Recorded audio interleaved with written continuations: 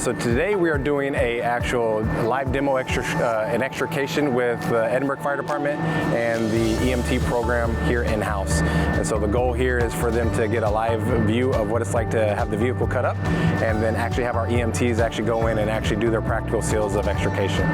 So for them, for our students, they're going into the environment in which they're actually going to be required to use these skills upon immediate graduation.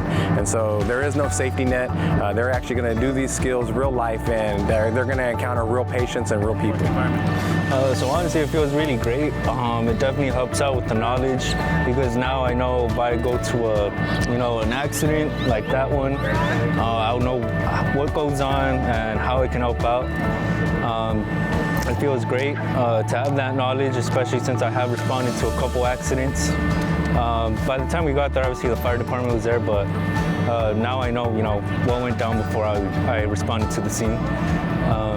And I just want to thank, Edinburg CISD for offering the EMT program, letting me get some hands-on experience here, as well as Elite Medical Training Solutions for bringing out the Edinburg Fire Department here.